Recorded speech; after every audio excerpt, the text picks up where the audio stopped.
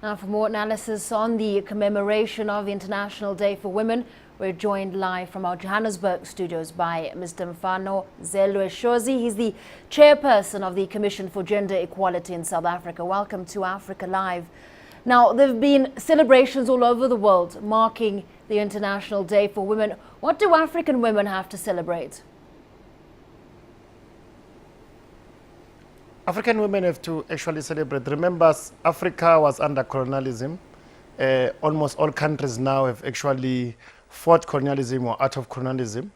And again, what is also critical is that as a continent, most of our countries have actually passed constitutions that have a clause that speak to gender equality matters.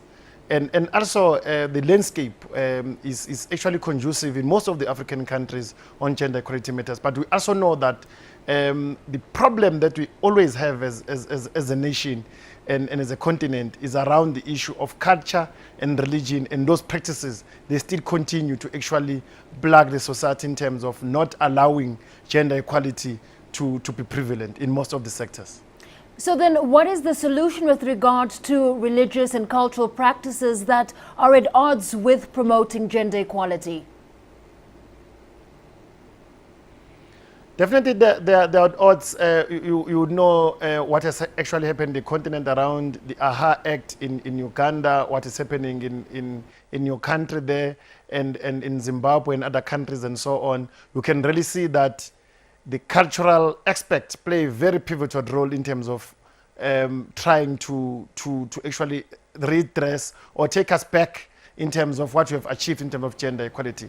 I think what is important not only to do as Africa is to actually engage leaders, engage society, engage families, so that they will actually understand what is gender equality, so that at least they will try by all means to actually encourage gender equality even in the homes. And I was listening to the insert earlier on speaking about how we should actually raise men in our communities, in our families, that are going to actually try and promote gender equality in Africa. So what role do men play in championing gender equality? Has there been difficulty in getting the message across in some sectors? The critical point here is around the issue of patriarchy. Remember that patriarchy is not only promoted by men, some women as well, they also promote it. We have very other practices around Africa like FGM, female genital mutilation, virginity testing, ugutwala, which is abduction, and so on and so forth and so on. We'll find that in South Africa when we work, we'll also find that it's not only men that are promoting these values, also women, they also promote them. And therefore it's important for us to actually deal with the patriarchal attitudes and actually try and identify the issues that we can deal with, and also educate the very most important sectors of our society, engage education, make sure that our education system does not breed patriarchy. We also make sure that our churches, they promote gender equality. We also make sure that the most critical element here is private sector as well. They also embrace the issue of culture, because if you look even in the gender equality index internationally, you'll find that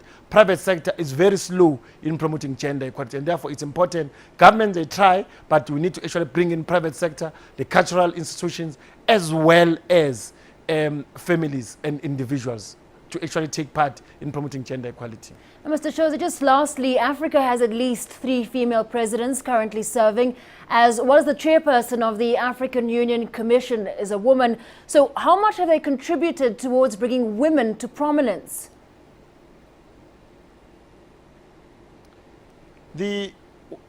What is also very important is that we must also congratulate Africa for actually have 3 presidents, the Central Republic, the Liberia, and Malawi.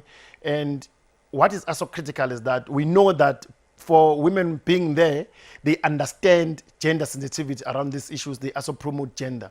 But the research has actually proven that it does not mean that if you put a woman there, gender equality is going to be promoted. Therefore, it's important even for women as well to be encouraged when they're there to actually promote the gender equality agenda.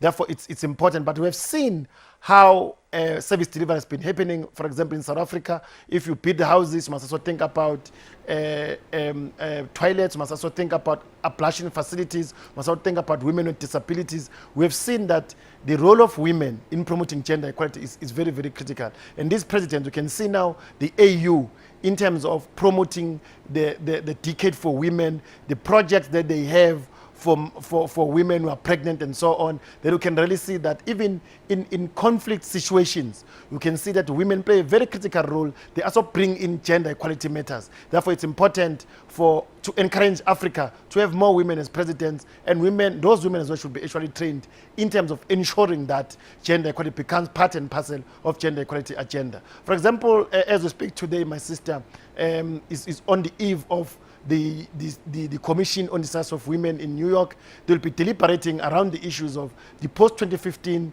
agenda, where we know that the focus has been only on goal number 3. And therefore, we are saying as Africa, we need to make sure that going forward, all goals should actually have the gender element of it, so that gender equality should be promoted. All right, thanks very much, Mr. Mfanozelwe Shozi, the chairperson of the Commission for Gender Equality in South Africa.